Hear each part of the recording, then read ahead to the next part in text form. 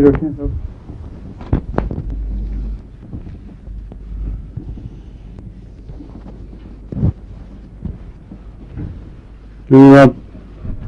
Doctor صاحب کیا حال ہے آپ کا؟ کیا ہم کر رہے تھے کل جب بات ختم ہوئی؟ جی خشک کھانسی. اور کون سی دوا تھی زیر بحث؟ سنگزیریا.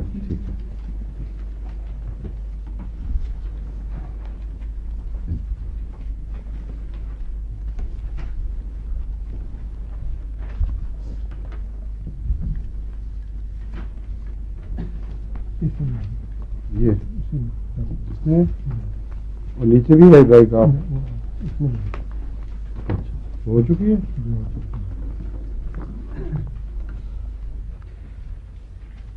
آپ نے سی پی ایف پہ کھولا ہوا اس کو؟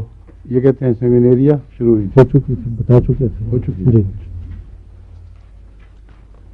ہاں سی پی آئی کی بات ہو رہی تھی، وہ ٹال سلم والی. سی پی آئی کے متعلق میں بتا رہا تھا کہ بہت گہرا اثر کرنے والی دوا ہے اور جو اسٹیریلٹی کو بھی ٹھیک کر دیتی ہے، اور ہر قسم کی گہری بیماریاں کرونک اس میں پائی جاتی ہیں. لیکن بنیادی وجہ یہ ہے کہ جو اس میں لازماً پائی جانی چاہیے، اگر وہ کام کرے تو اس وقت کرے گی، کہ بنیادی طور پر مزاج محبت کرنے والا، ہمدرد، قربانی کرنے والا ہو.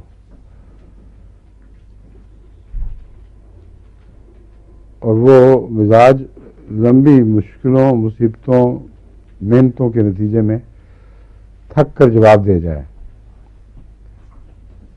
ایک قسم کی ڈیز سی کیفیت پیدا ہو جائے.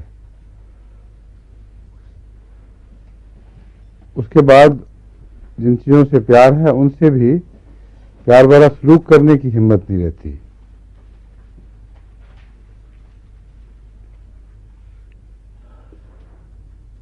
گہری نفسیاتی بیماری ہے.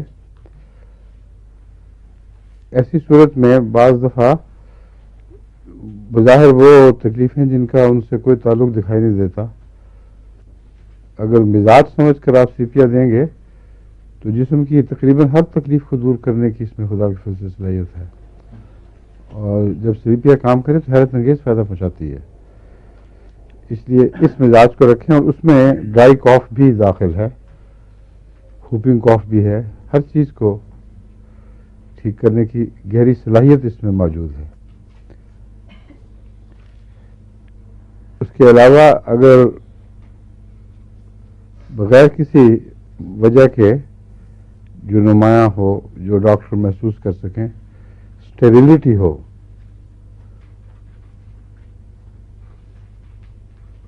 یعنی بانجھ پن، تو سیپیا اس میں بھی مفید ہے.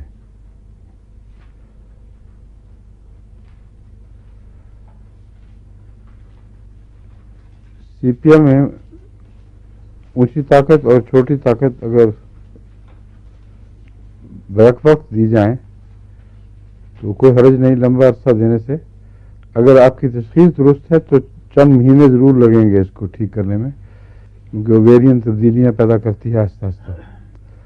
تو پھر وہاں پاکستان کے زمانے میں مجھے یاد ہے، اب تو ریسنٹ کیس تو کوئی سی پی ایف کا مجھے یاد نہیں، مگر پاکستان میں ایسے کیسز میرے سامنے بھی آئے اور بعض دوسروں نے بھی مجھے بیان کیے ویسے، کہ ایسی بانجھ عورتیں جن کا یہ نقشہ ہو 1,00,000 میں ایک دفعہ سی پی اے دے دی جائے، اور پھر کچھ عرصے کے بعد اس کی یاد کو قائم رکھنے کے لیے 1,00,000 ریپیٹ کرنے کی بجائے 30 یا 200 میں دی جاتی رہے. ایسی صورت میں بعض خدا کی فضل سے حیرت انگیز اس کے اثرات ظاہر ہوئے. بچہ جو 20 سال سے نہیں ہو رہا تھا وہ گودھری ہو گئی. اور یہی بات ہمارے ایک اور دوست تھے جنہوں نے حضرت مسلم موت سے سنی تھی سی پی آئی کی یہ بات، تو وہ انہوں نے تجربہ کیا تو انہوں نے بھی یہی دیکھا. مسلمانوں نے یہ تفصیل تو نہیں بیان کی تھی، اس لیے وہ ہر ایک کو سیپیا دے دیتے تھے، تو مگر بعض جگہ لگ گئی تو یہ انہوں نے مجھ سے بیان کیا ایک دفعہ کہ یہ میں نے مسلمانوں سے سنا ہوا تھا، تو میں نے استعمال کی تو کام آ گئی. تو جب پتہ کیا تو یہ نہیں تھا کہ ہر کیس میں آتی تھی، ایک دو ایسے کیسز تھے جن میں بظاہر نا امیدی تھی اور اس نے بڑا اچھا کام کیا. پھر جب میں نے غور کیا اس پر تو یہ نتیجہ جو میں کل بیان کر چکا ہوں یہ سامنے آیا ہے. اس کی خاص اپنی علامتیں ہیں، وہ نہ ہوں تو کچھ بھی فائدہ نہیں دیتی. پہلے تو میں اس سے مایوس ہو گیا تھا بالکل، کیونکہ وہ اس قسم کی جو ہے نا عورتیں جو نہ مرد نہ عورت، وہ دماغ میں ایسا نقشہ بیٹھ گیا تھا کہ جب وہ ویسی وظیفہ ہوتی ہے مجبوراً بچپن سے ایسی پروان چڑھتی ہیں کمزوری کی حالت میں کہ خود بخود ویسا نقشہ بن جاتا ہے، تو ان کو دیتا رہا کوئی فائدہ نہیں ہوا. بڑا مجھے تعجب ہوا. پھر غالباً کینٹ نے ایک جگہ تفصیل اس کی بیان کی ہے یا کسی اور ڈاکٹر نے، کینٹ نے نہیں کسی اور ڈاکٹر نے کی ہے، انگلش ڈاکٹر تھا کوئی، اس نے تفصیل سے اس میں لکھا ہوا ہے. اور یہ بات کہ سیپیا کیسے بنتی ہے یہ میں بھول گیا تھا. پھر دوبارہ یہاں جب آیا ہوں یعنی اس کا استعمال دماغ سے اتر گیا تھا. جو نیا لٹریچر دیتے رہتے ہیں ڈاکٹر منصور وغیرہ، مجھے حفیظ منصور بھٹی ہاں اور دوسرے، اس میں پھر میں نے یہی بات معلوم کی، ایک انگریز ڈاکٹر کی لکھی ہوئی.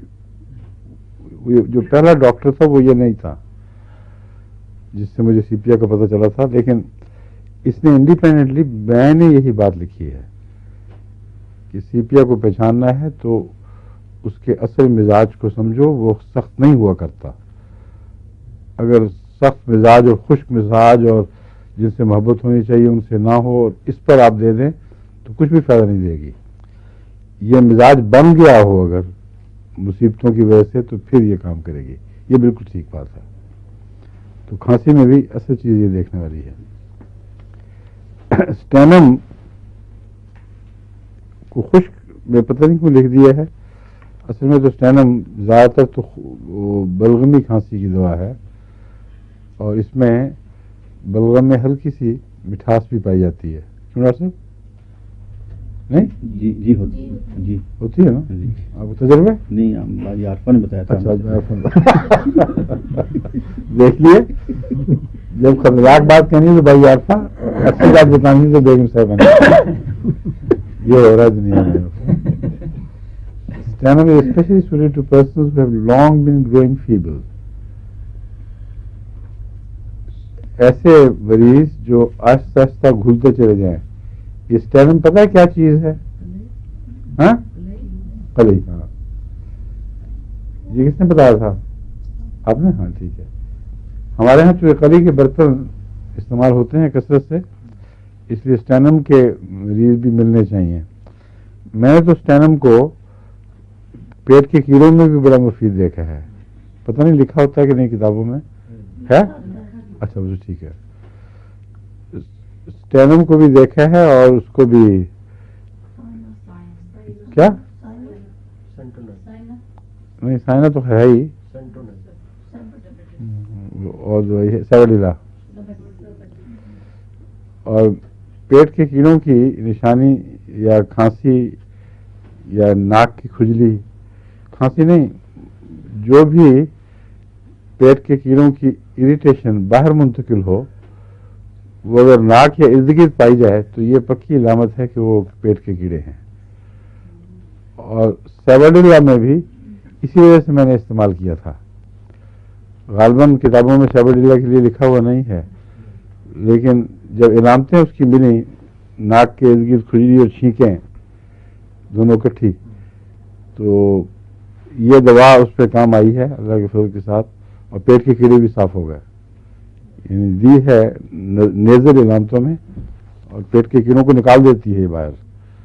خاص طور پر چمونوں کی دشمن ہے سیبڈیلا. اور اسٹینم کے متعلق تو کہا جاتا ہے کہ گھلا دیتی ہے، یہ پگھل جاتے ہیں کیڑے.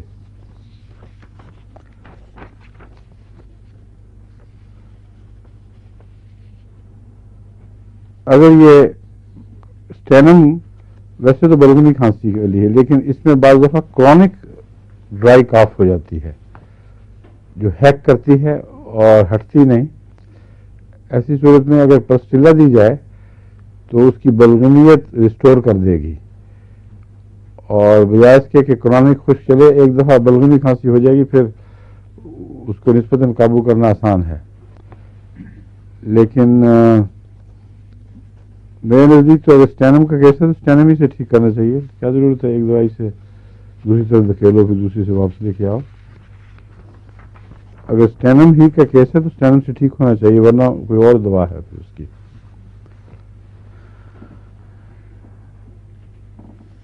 اب کٹار میں آپ نے سسٹس رکھی ہوئی ہے. اصل وجہ یہ ہے کہ میں نے آج صبح ان سے جب پوچھا کہ کھانسی کی دوائیں جو دوبارہ دیکھیں تو رہ تو نہیں گئی، تو اس سے میں نے نوٹ کیا کہ سسٹس نہیں تھی. چنانچہ وشارت صاحب کہتے ہیں کہ سسٹس کا کھانسی کے تعلق میں ذکر ہی کوئی نہیں ملتا، اور ہمیں چیک کیا واقعی نہیں ملا تھا. اور یہ باتیں ایسی ہیں جو آپ کو نوٹ کرانے والی ہیں کہ اگر محض کھانسی کے نام پر آپ دوائیں ڈھونڈیں گے تو بسا اوقات ایک بڑی اہم دوا جو کھانسی میں کام آنے والی ہے وہ آپ کو نظر سے رہ جائے گی، کیونکہ ان کتابوں میں وہ اس طرح دی نہیں ہوئی، لیکن تجربے میں آئی ہوئی چیز ہے. سسٹمز کا جو مزاج ہے وہ کھانسی پیدا کرنے والا مزاج ہے، اور اس کے اندر یہ خاصیت، یہ منفی طاقت موجود ہے، اس لیے کھانسی بھی پیدا کرتی ہے. مگر اس کے جو دوسرا مزاج ہے وہ سمجھنا چاہیے کہ اینٹی سورک ہے اور کافی گہری ہے، اور کلکیریا کارب کے مشابہ ہے اپنے اینٹی سورک ہونے میں. سورا آپ کو پتہ کیا ہوتا ہے؟ کیوں جی؟ چوری اجاز صاحب کی بیگم صاحبہ آپ نہیں بولی میری دیر سے. سورا جلدی جو کوڑی، ہاں سورائسس، جلدی امراض سب سورا کہلاتی ہیں، اور جتنی سورک دوائیں ہیں ان کا میوکس میمبرین سے ضرور تعلق ہوتا ہے اور گلینڈ سے بھی ہوتا ہے. اگر جلدی امراض دبیں اور میوکس میمبرین میں چلی جائیں، یعنی جھلیوں میں جو اندرونی جھلیاں ہیں، یا گلینڈز میں بیٹھیں، تو اینٹی سورک دوائیں اس میں کام آ سکتی ہیں، ان کو واپس کھینچ کر جلد میں لانے کے لیے اور پھر جلد میں ٹھیک کرنے کے لیے. اور ایسی بیماریاں جب گلے میں یا انتڑیوں میں بیٹھتی ہیں تو ضدی ہو جاتی ہیں. سسٹس میں جو ایک اینٹی سورک دوا ہے، عموماً گلینڈز پھولے ہوئے ملتے ہیں، جسم ٹھنڈا اور گردن کے اوپر گلینڈز پھولے ہوئے، انفلیم ہوئے، کولڈ السرز، کرالنگ کی سینسیشن اس میں نمایاں ہوتی ہے. گردن کے جو گلینڈز ہیں دونوں طرف، ان کا پھولنا سکیوٹا کے ساتھ خاص تعلق رکھتا ہے، لیکن ضروری نہیں کہ دونوں طرف اکٹھے ہوں. بعض دفعہ ایک طرف ہوتے ہیں اور سویلنگ پیدا ہو جاتی ہے، بعض دفعہ دوسری طرف. اور سکیوٹا سسٹس اس میں چوٹی کی اثر کرنے والی دوا ہے. گلے میں بھی اور منہ میں بھی ناسور پیدا کر دیتی ہے.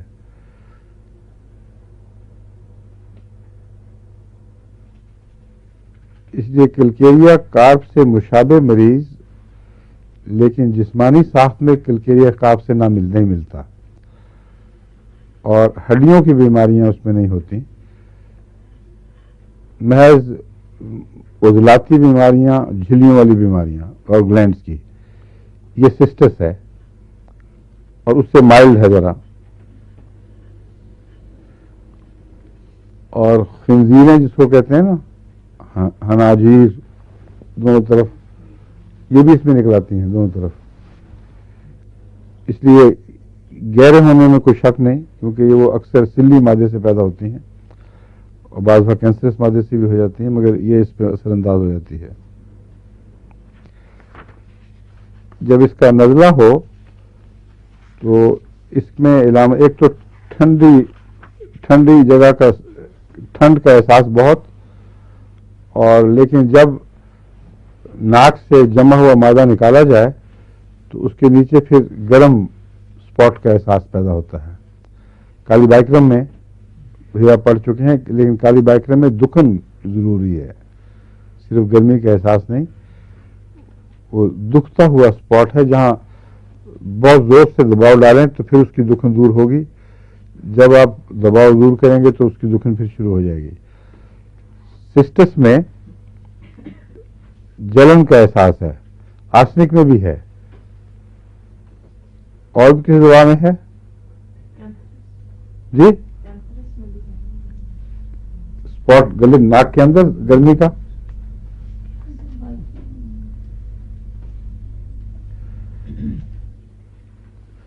سسٹس کو میں نے کرونک نزلاتی تکلیفوں میں مفید پایا ہے. اگر کوئی بچہ ایسا ہو جو سردیاں بیمار رہے اور اس قسم کا نزلہ ہو، اس کے اندر کوکس بھی کام کرتی ہے اور سسٹس بھی کام کرتی ہے.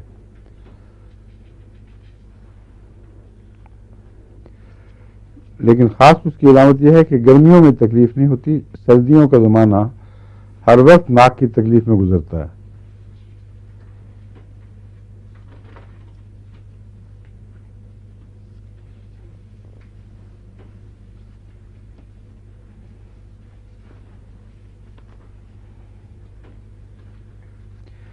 اس میں بتایا نا کرالنگ کی سینسیشن ہوتی ہے سسٹس میں. ہاں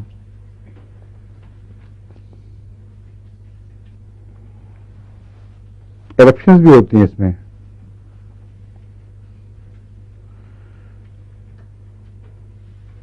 یہ جو برننگ کا احساس ہے ناک کے اندر، یہ اور کن دواؤں میں پایا جاتا ہے؟ کچھ یاد ہے آپ کو آرسنک کے علاوہ؟ اور فرق کیا ہے؟ آرسنک میں تو جب آپ ریموو پلگ کریں یا نہ کریں برننگ جاری رہے گی. اینٹیمونیم کروڈ میں اور سسٹس میں اور ایسکولس میں، یہ تین دوائیں ایسی ہیں جن میں جب پلگ ریموو کیا جائے تو پھر برننگ کا احساس ہوتا ہے. اور کالی بائکرم ایسی دوا ہے جس میں برننگ کے احساس سے زیادہ دکھن پیدا ہوتی ہے. پھر وہ ننگا اسپاٹ جو ہے وہ دکھن محسوس کرتا ہے.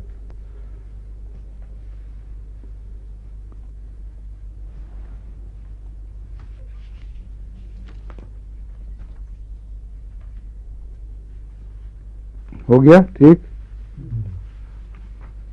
اور کالی کھانسی کی دواؤں میں ایلیم سیپا بھی ہے.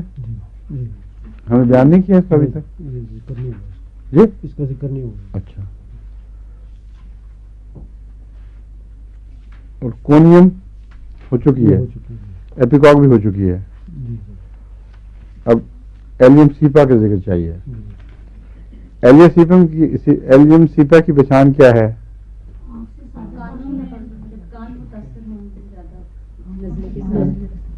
ایسا نزلہ جو آنکھ سے بلینڈ ہو اور گلے کے اندر اس میں تیز مادہ پایا جائے. ٹھیک ہے. اور اس کا جو یوسٹیکین ٹیوب ہے اس کے ذریعے کان کی طرف منتقل ہونے کا رجحان اس میں پایا جاتا ہے. اور کھانسی لازمی تبھی نتیجہ نکلے گا کہ گلے میں جو مادہ پیدا ہوتا ہے وہ تیز اور کاٹنے والا ہے. تو نزلاتی تکلیفیں جو کان کی طرف بھی چڑھیں اور گلے میں بھی رونس پیدا کریں وہ ایلیم سیپا کا نشان ہے.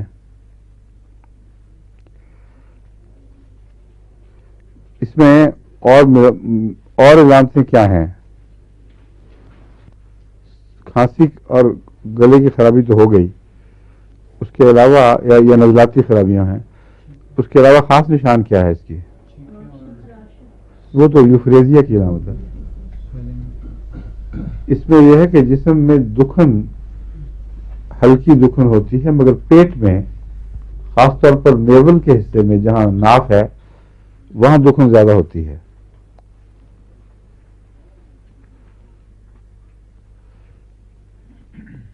کوکس میں آپ کو میں نے بتایا تھا کہ یہ اس میں گردے کا نزلہ بھی ہوتا ہے بڑا سخت، کہ نہیں بتایا؟ कॉकस एक ऐसी चीज है जिसमें दूर के हिस्सों की धड़कन और नेवल नहीं, इसका रीनल कोल्ड इसकी खास इलामत है। और लेसदार मादा, धागेदार, क्योंकि भूल गए आप लोग, याद है ना? तो जब मैंने रीनल के सिलसिले में धागेदार बताया था तभी तुमने वो किया था, फिर याद क्यों नहीं रहा? मुझे तुम्हारा हृदय में भी याद है, तुम्हें असल बात भूल गई है। नजला गुर्दे का नजला, जिससे फिर वो रोटी आगे मवाद पैदा होती है, जिससे बड़ी सख्त तबीयत में किरायत पैदा होती है। हुपिंग कॉफ में एलियम सीपा बहुत अच्छी दवा है।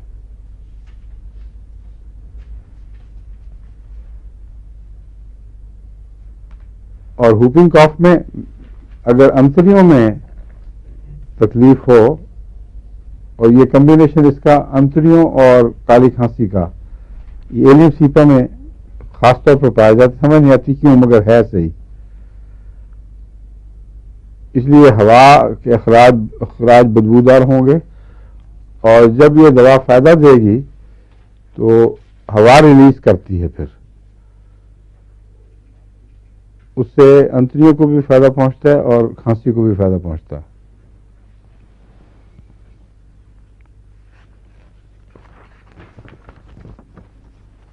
और क्या रहेगा डॉक्टर साहब? इस पे नहीं, दूसरे इस पे? ये फर्स्ट पे, पहले सिस्टर ये? जी।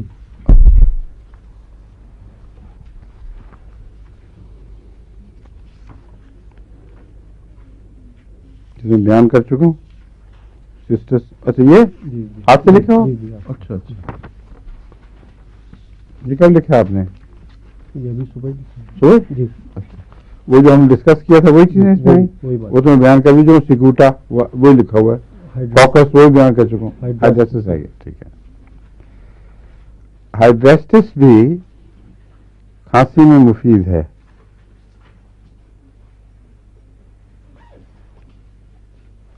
हाइड्रेस्टिस की नुमाया अलामत क्या है, और दरअसल ये जिस्म के किस हिस्से से खुसूसी ताल्लुक रखती है, याद है किसी को?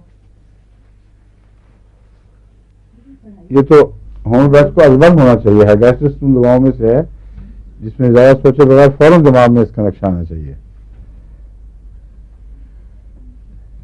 क्यों जनाब? अब सारे गुम हो गए हैं बिल्कुल। हाइड्रेस्टिस जिगर की चोटी की दवा है, जिगर के कैंसर में मुफीद है। इसके नतीजे में बाइल पैदा होता है कड़वा, और मुंह को भी उठ चढ़ता है। वो डोनियल अल्सर्स की चोटी की दवा है।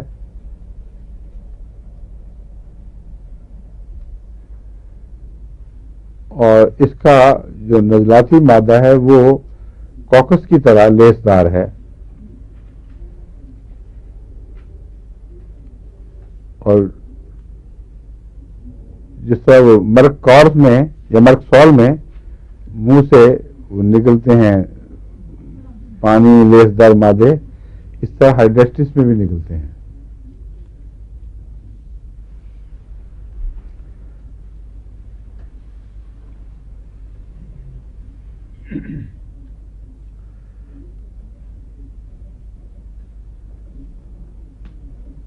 इसका नजला काटने वाला स्मार्टिंग होता है। बस अगर जिगर की इलामतें मालूम हो इसमें पाई जाएं,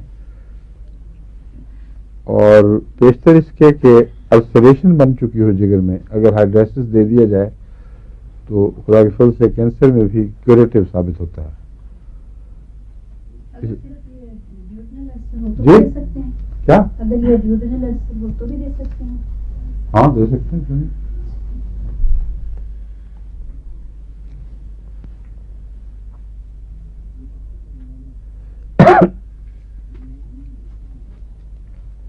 कॉकस की एक इलामत में भूल गया था जो सुबह इनको लिखवाई थी, वो इनके अब नोट में नजर पड़ा तो उसमें लिखी हुई मौजूद है। कॉकस की एक इलामत यह है कि हर चीज बाज़ दफा दिल की तरफ दबाव डालती हुई महसूस होती है। ऐसे चारों तरफ से कोई चीज दिल पर दबाव डाल रही है, वो सिर्फ डायफ्राम का नीचे से ऊपर दबाव नहीं, बल्कि ऊपर चारों तरफ से दिल को कोई चीज घूंट रही हो। ये कॉकस का खास एहसास है।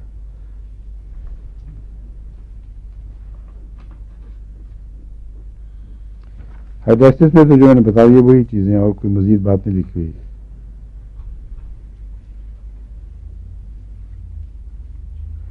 नक्सवामिका खांसी की बड़ी अहम दवाओं में से है। इसका ताल्लुक खांसी के दौरान एंटीमोनियम क्रूड की तरह ज्यादातर मैदे से होता है।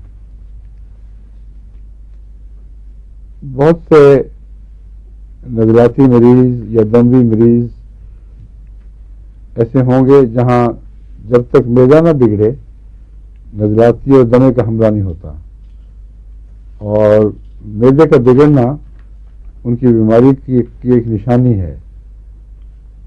नक्सवामिका में तो बाद यह होता है कि बहुत भूख लगती है, और मरीज बच्चा अगर हो वो पागलों की तरह खाता जाता है, और उसकी रोजमर्रा की आदत से हटी हुई बात होती है। ऐसा मरीज अगर दमे का है या और इस किस्म की बीमारियां अंदरूनी हैं तो उसके लिए अलार्म सिग्नल है कि उसको कुछ होने लगे, नक्सवामिका फौरन दें। नक्सवामिका वैसे भूख पैदा करता है, मगर मसनूई तौर पर बढ़ी हुई भूख को कंट्रोल करने में भी काम आता है। इसलिए नक्स भी दें, और दूसरी मिजाजी इलामत जो उसकी मिले वो भी दे देनी चाहिए। जब ब्रेकडाउन हो जाए इसका, ऐसे मरीज का, तो फिर एंटीकोनियम क्रूड में तब्दील हो जाता है। आमतौर पर जुबान भी कोट हो जाएगी, और नजलाती तकलीफें, दमी तकलीफें, खांसी वगैरह, और इन दोनों में मतली पाई जाती है। इसलिए नक्स हो या एंटीमोनियम क्रूड, इनकी नजलाती तकलीफों का मैदे से ताल्लुक और मतली के साथ होना, और एंटीमोनियम क्रूड में प्यास बुझ जाती है, नक्स में जारी रहती है।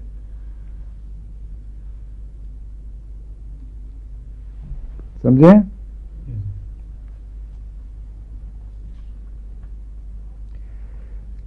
नक्स की खास अलामत जो है कि ठंडा बहुत होता है मरीज,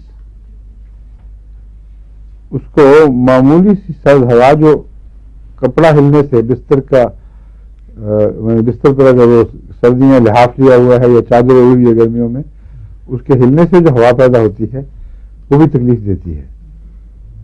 तो इसलिए नक्सवामिका की सर्दी बड़ी नुमाया है। उस वक्त बिल्कुल ठंडा बेजान मरीज सा हो जाता है।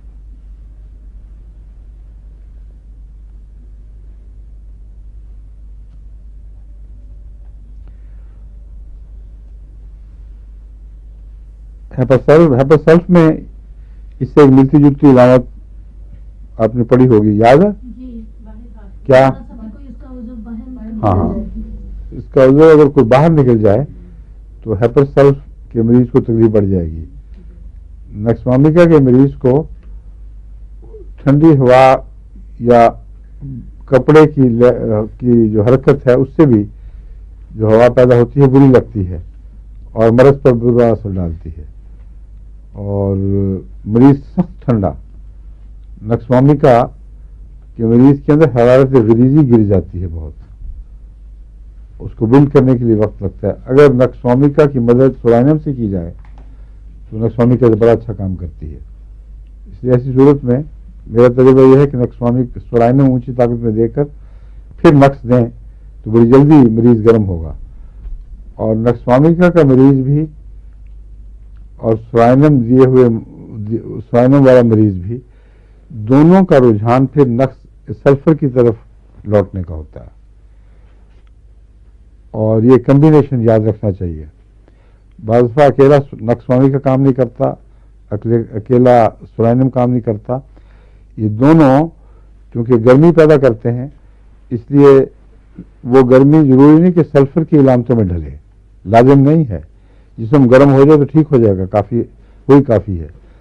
اگر سلفر کی علامتیں ظاہر ہو جائیں اور مرض ٹھیک نہ ہو تو یہ مطلب ہے کہ سلفر کی دبی ہوئی علامتیں تھیں جو پہلے پہچانے نہیں جا رہی تھیں، اب سلفر کے ذریعے مریض کو ٹھیک کریں، اور جب وہ واپس ظاہری علامتیں کچھ نکالے تو ان علامتوں کا نقص سے علاج کریں. اور نقص اور سلفر کا یہ جوڑ ہے کہ سلفر کی گہری اچھی تبدیلیوں کو نقص کبھی کینسل نہیں کرتا، یہ ان کا اینٹیڈوٹ نہیں ہے. جلد پر آنے والی تکلیف دہ علامتوں کا اینٹیڈوٹ ہے. تو سلفر کے استعمال کے وقت جلد سے جھاڑو دے کر جلد پر پھینکی ہوئی تکلیفوں کو دور کرنے کے لیے نقص کا بہت اچھی دوا ہے.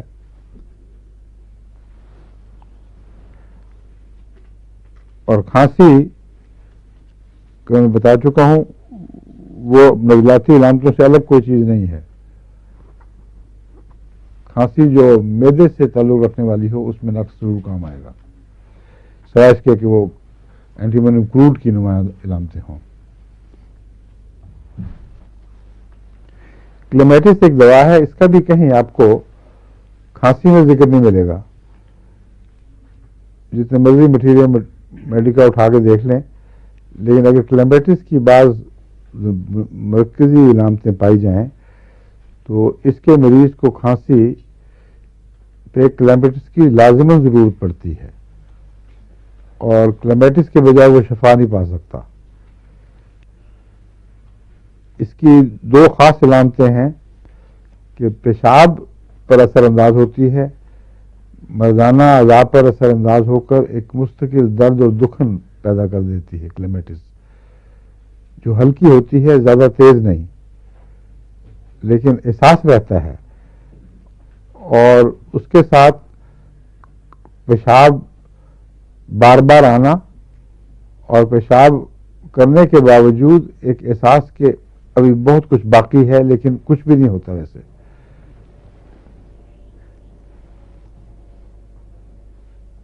یہ احساس جو ہے یہ دو طرح سے پایا جاتا ہے. ایک پروسٹیٹ گلینڈز میں عموماً یہ احساس ہوتا ہے اور واقعتاً تھوڑا سا پیشاب آ جاتا ہے، باقی پروسٹیٹ گلینڈز کے پریشر کی وجہ سے مثانے ہی میں رکا رہتا ہے. اس لیے مثانے میں پہلے ہی پیشاب موجود ہے، جلد جلد بھرتا ہے اور جلد جلد حاجت پیدا ہوتی ہے. اور اس کی علامت یہ ہے، خاص پہچان یہ ہے کہ پروسٹیٹ گلینڈ کے پیشاب کی حاجت میں پیشاب میں طاقت نہیں ہوتی نکلنے کی، اس لیے صرف ڈربل کرے گا، اور دن بدن اس کا جو کمزوری کا احساس ہے یہ بڑھتا جاتا ہے، اور پھر اس سے انفیکشن پیدا ہو جاتی ہے. ایسے آدمی کا پیشاب جس کو پروسٹیٹ کی وجہ سے پیشاب میں کمزوری ہو، کچھ دیر بھی کھڑا رہے گا تو اس میں سخت تعفن پیدا ہو جائے گا. یہ علامت ہے کہ جسم کے اندر بھی خطرہ پیدا ہو گیا ہے. اس لیے اینٹی بایوٹک ایسی ہومیوپیتھک اینٹی بایوٹک دوائیں جو اس میں تعفن نہ پیدا ہونے دیں وہ استعمال ہونی چاہیے. لیکن کلیمیٹس کا پروسٹیٹ گلینڈ سے تعلق نہیں ہے. کلیمیٹس کا تعلق کوئی اندرونی بے چینی ہے جو کینتھرس سے ملتی جلتی مگر اس سے بہت زیادہ سبڈیوڈ ہے. کینتھرس میں تیز جلن اور قطرہ قطرہ بہکتا ہوا پیشاب، بعض کہتے ہیں جیسے پگھلا ہوا سکہ نکلا ہے، اتنی شدید جلن ہوتی ہے. مگر کلیمیٹس میں یہ نہیں ہے. کلیمیٹس میں عموماً ایک برننگ اور احساس اندر اور فارغ ہو کر جو سکون ملتا ہے وہ نہیں آتا. پیشاب کر لیا ہے لیکن فارغ ہو کر سکون نہیں ملے گا. اور جب یہ بڑھ جائے علامت تو پھر بار بار تھوڑا تھوڑا بالکل تھوڑا تھوڑا پیشاب، اور اس کے باوجود وہ احساس کے کچھ رہتا ہے، حالانکہ وہ تھوڑا تھوڑا نکل کے رہ سکتا ہی نہیں اندر، مگر وہ گرمی جلن کا احساس جیسے کچھ بھوک بیماری کی بھوک ہو نا، کھائیں اور بھوک مٹتی نہیں. یہ علامت ہے کلیمیٹس کی. اور ایسے مریض کی کھانسی جس کو یہ تکلیف ہو اس میں کلیمیٹس چوٹی کی دوا ہے. اور تعجب نہیں کہ اس مریض کی نیند ہمیشہ بے چین رہتی ہے، خواہ رات کو بار بار پیشاب کے لیے اٹھے یا نہ اٹھے۔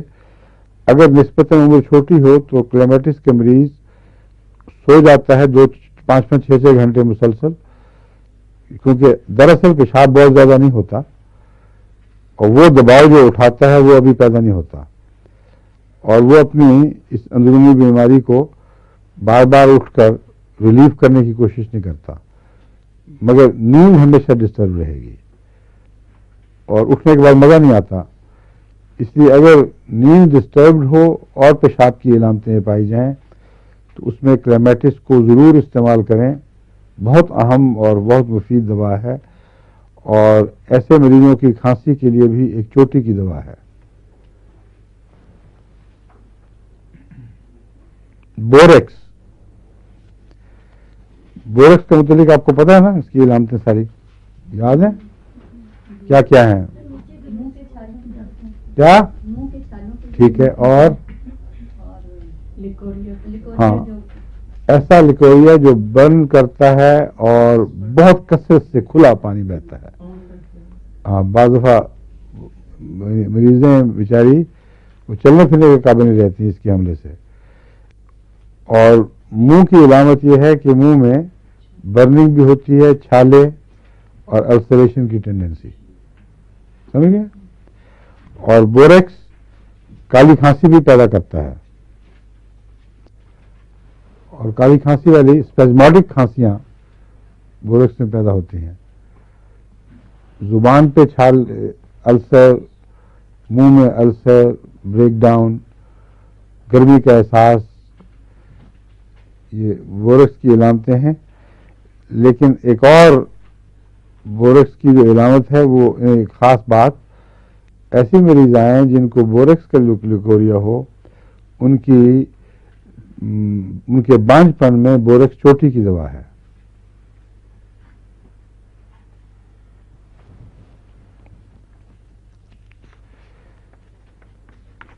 اس کی کھانسی میں وائلنس پائی جاتی ہے، بڑی شدید وحشیانہ کھانسی اٹھتی ہے اور ہیک بھی کرتی ہے۔ ہیکنگ کاف ہے جو چھاتی کے اندر سے کھونک کھونک کر کے اٹھتی ہے، بہت ہی ڈرانے والی آواز پیدا ہوتی ہے، اس کو ہیکنگ کاف کہتے ہیں۔ کیوں ڈاکٹر صاحب آپ کے یہاں کیا کہتے ہیں اس کو؟ ہاں۔ کیا دوائی دیتے ہیں آپ؟ Antibiotic? ہاں، وہ جو فارمولے ہیں نرم کہتے ہیں، بس ٹیلی ویژن پہ آتے ہیں کہ ادھر کھائے ہوئے کھانسی آرام سے غائب اللہ، یا ان کو کارٹیزون دے دیتے ہوں گے آپ لوگ؟ عام طور پہ کوڈین یا فالکوڈین اس قسم کی چیزیں جو سپریس کرتی ہیں، ٹھیک ہے، یوزلی اینٹی بایوٹک ضرورت نہیں پڑتی عام طور پہ۔ ٹھیک ہے۔ سسٹس کی کھانسی میں ایک بات یہ بھی یاد رکھنی چاہیے کہ بعض دفعہ سسٹس کا جو مادہ ہے چپکنے والا، کاکس میں بھی یہ پایا جاتا ہے، یہ چھاتی کے نیچے اثر انداز ہو جاتا ہے بیس پر، اور وہاں اس کو ہینڈل کرنے کے لیے صرف ایک دوا پھر کام نہیں آتی، اس میں کالی کارب ہے، گہرے السرز والی دوائیں ہیں، سسٹس ہے، سیکیوٹا ہے، کاکس ہے، مختلف علامتیں پیدا ہوتی ہیں، ان کے پیش نظر یہ دوائیں وہاں استعمال کرنی پڑتی ہیں۔ بوریکس مجھے یاد نہیں کبھی استعمال کی، لیکن کالی کارب اس میں نے مفید دیکھی ہے، اور چھاتی کی کرونک تکلیفوں میں اور پرانی کھانسیوں میں کالی کارب کو بھی ضرور یاد رکھنا چاہیے۔ یہ کھانسی ہو گئی، اب زبان، ہاں اچھا جی، یہ بھی ہو چکا ہے نا پورا، یہ اٹھا لیں آپ۔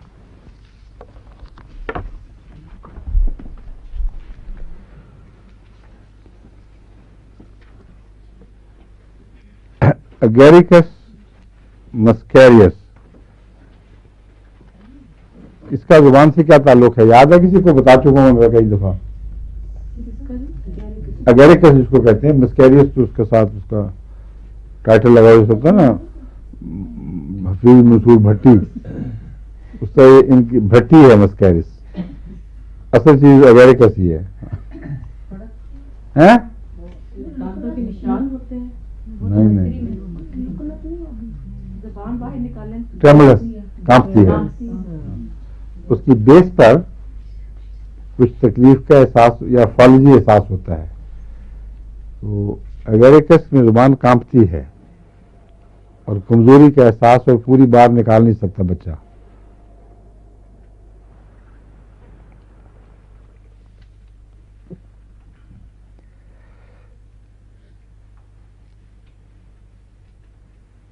ये बीमारी इसकी कोई आर्जी नहीं बल्कि एक मुस्तकिल बुनियादी कमजोरी है जो असाबी कमजोरी से ताल्लुक़ रखती है। ऐसा बच्चा देर में सीखता है बात करना, क्योंकि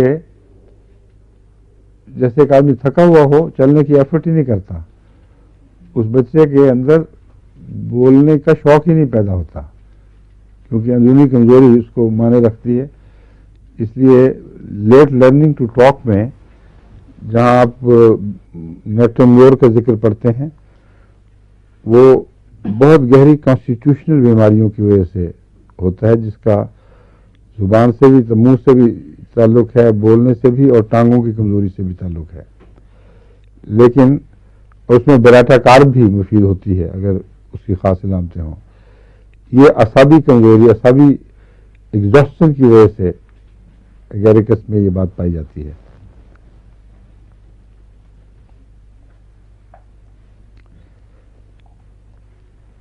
डिसऑर्डरली स्पीच, ट्विचिंग्स, जर्क्स, इसलिए ऐसे मरीज में अगर पुराने थथलाने की आदत हो,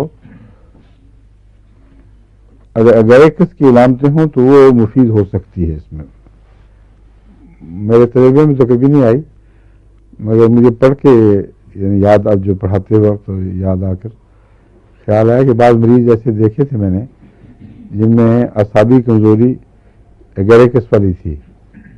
उनको हम स्टेमोनियम वगैरह जो मशहूर दवाएं हैं टक्साली की, वो देते रहे, कभी भी फायदा नहीं हुआ। तो एकोनाइट ऊंचे का भी मैंने तजुर्बा किया CM का, और एक दो केसेस में तो वाकयातन बहुत नुमाया असर किया उसने, मगर अक्सर नाकाम रहा है। वो तो एक तुकबाजी थी देखने के लिए कि कोई दबा हुआ पुराना खौफ अगर जिम्मेदार है तो शायद उसको एकोनाइट निकाल दे। लेकिन असाबी कमजोरी अगर उसमें पाई जाए जो एगेरिकस वाली है तो उसमें उसको तजुर्बा करके देखना चाहिए।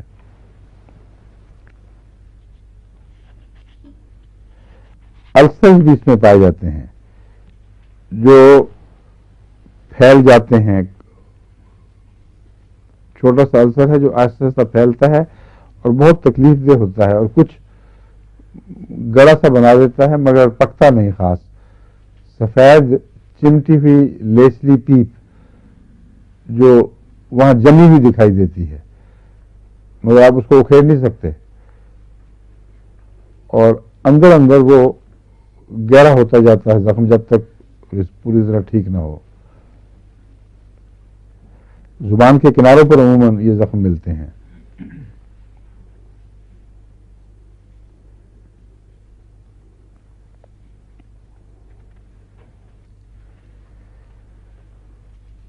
नर्सिंग सोर माउथ की इलामतें भी इसमें मिलती हैं। वाइट ब्लिस्टर्स, छोटे छोटे छाले जैसे नर्सिंग के वक्त मुंह में पैदा होते हैं, वैसे इसमें पैदा हो जाते हैं।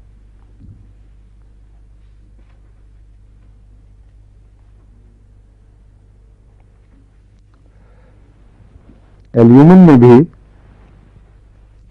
जुबान की बहुत बीमारियां नजर आती हैं। अल्सरेशन, ग्रीसी, डर्टी, स्पंजी,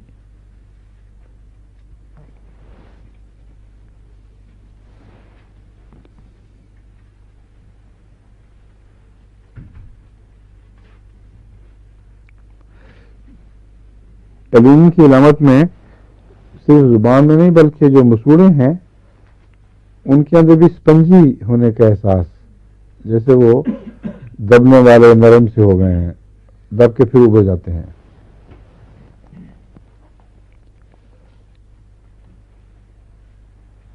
जुबान में स्पेज़म्स भी हो जाता है एगेरिकस में, ये मैं कहना भूल गया था। लेकिन इसमें एल्यूमिन में स्पेज्म तो नहीं है, मगर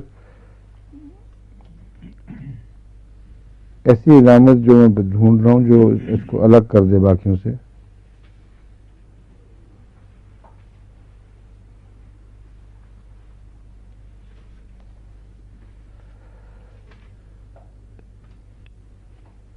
जुबान आमतौर पर खुश्क होती है, जबकि अक्सर जुबान के छालों वाले मुंह जो हैं वो किसी न किसी मादे लेस वगैरह से भरे होते हैं। एल्यूमिन में खुश्की के बावजूद जुबान की तकलीफें पाई जाती हैं। ये एक ऐसा फ़र्क है जो कुछ इसको दूसरों से अलग कर दे, वरना इसकी पहचान छालों को देखकर, मुंह की हालत को देखकर ऐसी नहीं हो सकती कि आप पता कर लें। स्पंजीनेस का एहसास एक ऐसा है जो एक मरीज बयान करे तो आपको एल्यूमिन याद आना चाहिए।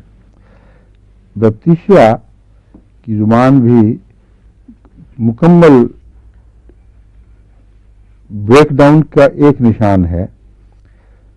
बैप्टीशिया में कभी भी मुझे सिर्फ जुबान की इलामतें दिखाई नहीं दी जब तक सारे मुंह का हाल बुरा ना हो चुका हो। इसलिए गले में भी पीप, पस बननी शुरू हो जाए, मुंह भी ब्रेकडाउन कर जाए, जबड़ा और मसूड़े, ये सब कुछ। लेकिन खास इसकी इलामत यह है कि इसमें ताफुन भी है और ये खून का जहरीला होना अमूमन साथ मिलता है। इसलिए बुखार की इलामतें और ऐसे गहरी बुखार की इलामतें जो अमूमन ले डूबते हैं लोगों को, इस किस्म की जब इलामतें हों कि जिस्म में खून में ताफुन पैदा हो रहा है और गला और मुंह और सारा नाक के किनारों तक इसका असर हो और जितनी तकलीफ है उसके मुकाबले पर दर्द कुछ भी नहीं होती, जब ये इलामत हो तो बैप्टीशिया तीर बहदफ काम करता है और फौरी तौर पर ताफुनात को खत्म करता है।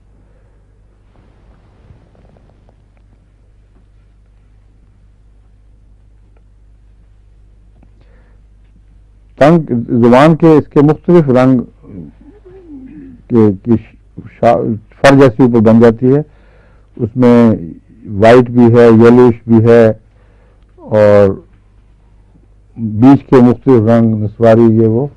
इसलिए रंगों पर जाने की जरूरत ही कोई नहीं। जो मैंने नक्शा खींचा यही असल पहचान है बैप्टीशिया की।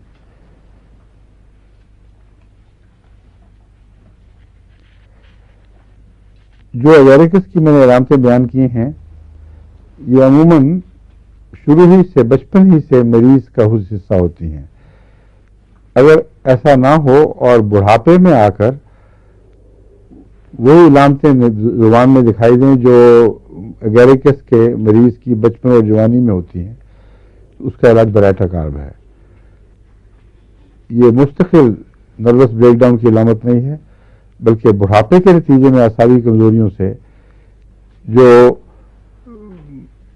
उजलाती हमले होते हैं, किसी एक जगह फालिज, किसी एक जगह कमजोरी और ट्रेम्बलिंग और वीकनेस का एहसास, उसमें बराइटा कार्ब दवा है। इसलिए अक्सर होम्योपैथिक की मुस्तनद कुतुब बराइटा कार्ब को कहती हैं ये बच्चों की दवा है या बूढ़ों की दवा है। बच्चों की दवा तो इन मानों में है कि बच्चे जिनकी ग्रोथ स्टिंटेड हो और स्टंट हो चुकी हो, वो बच्चे अमूमन बराइटा कार्ब से फायदा पाते हैं, फायदा उठाते हैं। अगर उनमें जिस्मानी तौर पर भी कुछ बौनेपन की इलामतें हों और सिर्फ और दिमागी तौर पर भी, ये दोनों चीजें जब इकट्ठी हों तो बराइटा कार्ब चोटी की दवा है। लेकिन लाजिम नहीं है कि दिमागी तौर पर भी मौजूद हों, क्योंकि मैंने बराइटा कार्ब को कसरत से वो फाइलजों में इस्तेमाल किया है, सल्फर के साथ ऑल्टरनेटली, बाज़ वरास्टॉक्स के साथ ऑल्टरनेटली, और क्रॉनिक फालिज जो इसके पोलियो वगैरह के नतीजे में पैदा हो जाते हैं, उनमें भी बराइटा कार्ब बेहतरीन असर दिखाती है, जबकि दिमाग बिल्कुल रोशन था। तो अक्सर आपको बराइटा मटीरियल मेडिका के तासुरात को इल्हामी तौर पर कबूल नहीं करना चाहिए कि गोया उसमें तब्दीली हो ही नहीं सकती, مختلف ڈاکٹر جب بیان کر رہے ہوتے ہیں بعض دفعہ غلط بیان کر رہے ہوتے ہیں، پڑھا لکھا پیش کر دیا ہے، اپنے تجربے میں آیا نہیں، اور جو پڑھا لکھا ہونا شروع ہو جائے وہ پھر کوٹ در کوٹ در کوٹ سینہ بسینہ چلتی جاتی ہیں، وہ باتیں محاورے بن جاتے ہیں اور بیچ میں سے بات کچھ بھی نہیں ہوتی۔ بیٹا کارب کا مریض اگر دماغی کمزوری ہو اور پیدائشی بونا پن اس میں پایا جائے، وہ بیٹا کارب سے فائدہ اٹھاتا ہے، اس میں شک کوئی نہیں، لیکن بیٹا کارب کے لیے اس علامت کا ہونا ہرگز ضروری نہیں ہے۔ اس لیے بوڑھوں میں بھی دماغی خرابیاں وہ پیدا نہیں ہوتی جو بیٹا کارب کی طرف منسوخ کی جاتی ہیں کہ بونا پن، تو بچپن میں ہوں یا بڑھاپے میں ہوں، وہ عضلاتی کمزوریاں جن کے اندر سے فالجی کمزوریاں ظاہر ہو رہی ہیں، ان کے لیے بیٹا کارب چوٹی کی دوا ہے، اور بعض بیماریوں کے بد اثرات کے بعد بھی اگر فالجی کمزوریاں رہ جائیں تو ان میں مفید ہے۔ زبان کا بھی یہی حال ہے، بوڑھوں کی زبان یاد رکھیں، ان میں اگر عام حالات کے خلاف، پرانی عادات کے خلاف زبان کانپنے لگے اور بلرنگ شروع ہو جائے تو ان کو بیٹا کارب ضرور دیں۔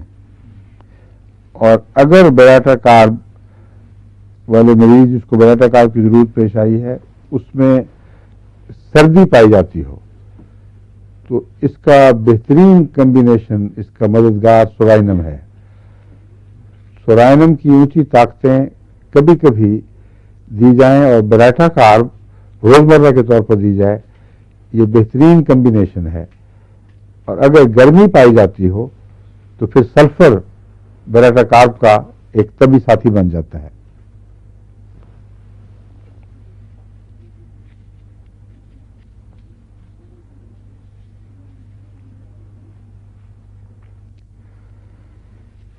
بیلاڈونا میں بھی زبان کی یہ کمزوریاں بتائی گئی ہیں، مگر یہ عموماً بخاروں اور دوسری انفیکشنز کے نتیجے میں پیدا ہوتی ہیں۔ بیلاڈونا مستقل کانسٹیٹیوشنل دوا نہیں ہے۔ اگر کوئی انفیکشن وغیرہ پیدا ہو جائیں اور پھر بیلاڈونا والی علامتیں زبان میں ایک سوزش کی چمک آ جاتی ہے، یہ بیلاڈونا کا خاص حصہ ہے، اور دباؤ ہے بہت خون کا اس طرف، تو پھر زبان میں بھی اگر فالجی علامتیں ظاہر ہو رہی ہوں تو بیلاڈونا کی اونچی طاقت اس میں مفید ہو سکتی ہے۔ مگر دراصل بیلاڈونا کا زبان پر جو اثر ہے یہ میرے تجربے میں براہ راست منہ والے بیماریوں سے تعلق نہیں رکھتا، دماغ کے دباؤ سے تعلق رکھتا ہے۔ اگر خون کا پریشر دماغ پر بڑھ جائے، جو بساؤ بعض دفعہ اپوپلیکسی یا اسٹروک میں تبدیل ہو جاتا ہے، ایسی صورت میں اگر زبان پر اثر ہو تو یہ ایک وارننگ ہے کہ بلڈ پریشر اگر وہ بازوؤں سے لیا جائے تو شاید نہ بھی ہائی ہو، مجھے پتہ نہیں، مگر چہرے کی طرف کا بلڈ پریشر بہت اونچا ہو جاتا ہے۔ ایسی صورت میں بیلاڈونا زبان کی خاطر نہیں بلکہ مریض کی جان بچانے کی خاطر اور بڑے حادثے سے بچانے کے لیے فوری طور پر دے دینی چاہیے۔ یہ اعصابی علامتوں کی وجہ سے نہیں پیدا ہوتی یہ تکلیف، یہ دماغی پریشر اور خون کے دباؤ کے نتیجے میں پیدا ہوتی ہے۔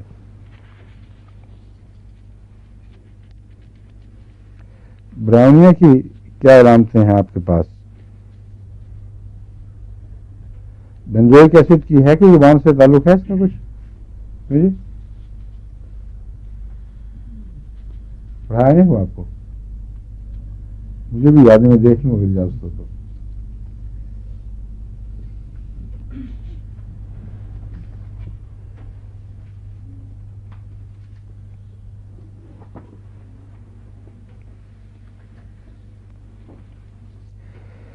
بینزوئک ایسڈ تو بنیادی طور پر گاؤٹھی مزاج کی دوا ہے جس میں یورک ایسڈ ڈائتھیسس پایا جاتا ہے، یعنی پیشاب میں یوریا بڑھ جاتا ہے، اور جب پیشاب کچھ دیر کھڑا ہو تو رنگ بھی مختلف بدلتا ہے اور اس میں بدبو بھی بڑی نمایاں ہو جاتی ہے، اور اکثر بگ ٹو جس کو کہتے ہیں وہ انگوٹھا پاؤں کا اور اس کے ساتھ کا حصہ، وہ بڑا سا نمایاں پھولا ہوا جو پاؤں کا حصہ ہے، اس میں اس کا حملہ نمایاں ہوتا ہے بینزوئک ایسڈ کا۔ اور کون سی دوا ہے جو وہاں حملہ کرتی ہے خاص طور پر؟ بالکل ٹھیک ہے، بس کالچیکم اور بینزوئک ایسڈ اس اپنے اختیاری عضو کو، جس کو یہ ہمیشہ خاص طور پر اختیار کرتے ہیں، بالکل معروف کر دیتے ہیں اور بہت زیادہ درد، شدت کا درد پیدا کرتے ہیں، نتیجتاً انفلیمڈ ہوتے ہیں، وہاں جو اسکن ہے، جلد، اس کو ٹچ بھی نہیں کیا جا سکتا۔ بینزوئک ایسڈ اور کالچیکم دونوں ہی اگر پیشاب جاری کریں، جو ان میں سے کرے، تو پھر خدا تعالیٰ کی فضل سے وہ تکلیف ہٹ جاتی ہے، ورنہ دوسری صورت میں اس کے اندر یہ بھی ایک خاصیت ہے کہ وہاں سے جگہ چھوڑ کر دوسری جگہ منتقل ہوگی، اور اگر اسٹارمی ویدر ہو تو پھر اور بھی زیادہ شدت کے ساتھ یہ زور دکھاتی ہے۔ زبان کے ساتھ اس کا یہ تعلق میں نے پڑھا ہے ابھی کہ زبان سوج جاتی ہے اچانک اور متورم ہو جاتی ہے، اور زبان میں گاؤٹی درد پیدا ہوتی ہے۔ بس زبان کی وہ تکلیف جو گاؤٹ کے انتقال کی وجہ سے پیدا ہوتی ہے، اس میں آپ کو اس کو بینزوئک ایسڈ کو یاد رکھیں، ٹھیک ہے؟ ڈاکٹر صاحب سمجھ آ گئی ہے نا؟ بوریکس میں بتا ہی چکا ہوں آپ کو۔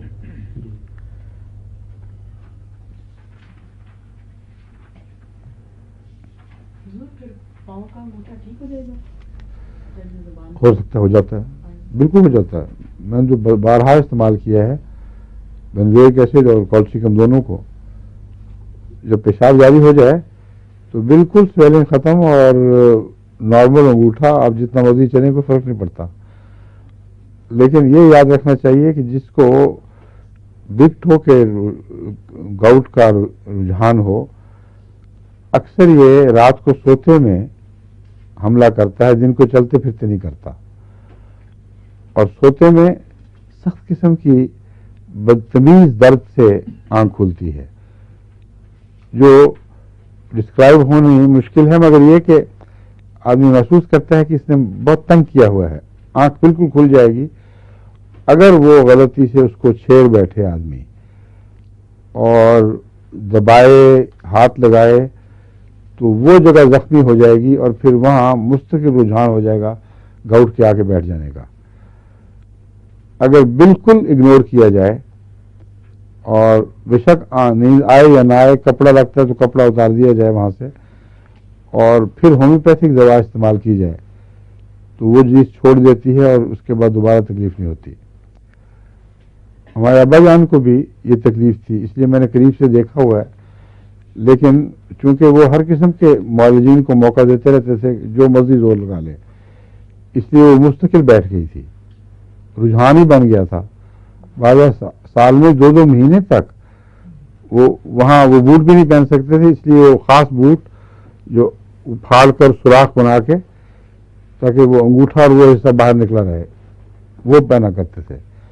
لیکن یہ جو اٹیک تھے جب ہوں تو 1 مہینہ 2 مہینے کا حملہ لے کر آتے تھے، نہ ہوں تو 2 سال نہ بھی ہوئے، تو مگر مجھے یہ یاد ہے کہ یہ ہوتا تھا۔ اور بعد میں جب میں نے ہومیوپیتھی کی تو اس وقت مجھے سمجھ آئی بڑا لیٹ کہ معلوم ہوتا ہے وہاں مالشیوں نے اور دوسرے ڈاکٹروں نے وہاں چھیڑ چھاڑ کے اس کو کرونک کیا ہے، ورنہ میرے علم میں جو مریض آتے ہیں جو ابھی خراب نہ ہوئے ہوں، ان کو آپ وقت پر کالچیکم وغیرہ دیں تو کوئی مستقل رجحان وہاں نہیں پیدا ہوتا، کوئی انجری کا اسپاٹ بنتا ہی نہیں ہے جس پہ آ کے وہ بیٹھ سکیں، سمجھ گئے؟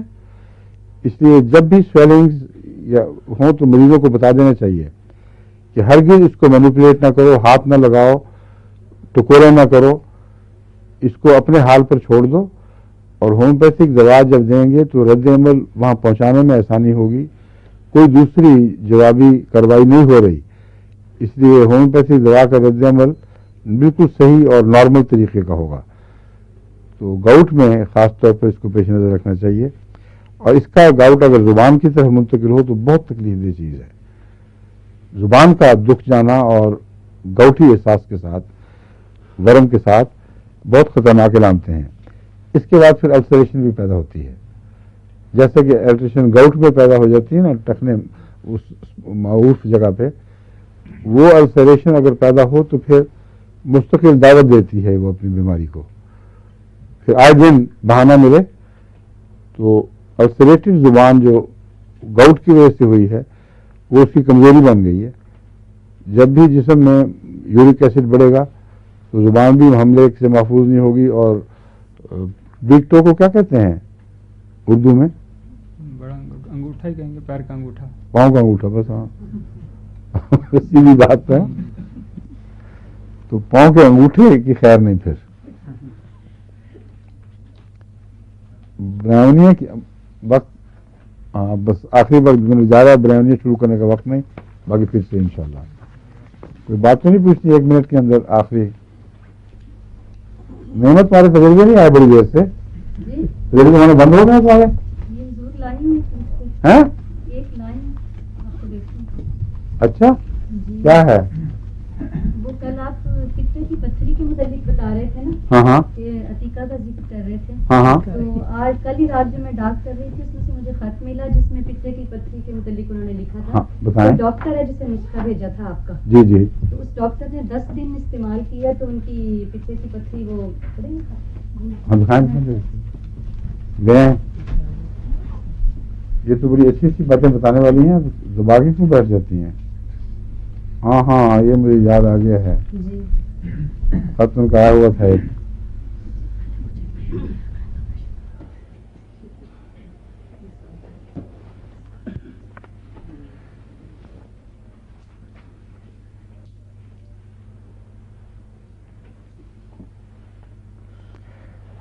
ایم وی لیڈی ڈاکٹر تھیں جن کی ہمشیرہ نے یہ نسخہ دیا تھا پتے کی پتھری والا میرا، اور وہ بڑی خطرناک چیز ہے عورتوں میں خصوصاً. اگر وہ ٹھیک نہ ہو تو میں نے بتایا نا کینسر ہونے کا خطرہ ہوتا ہے.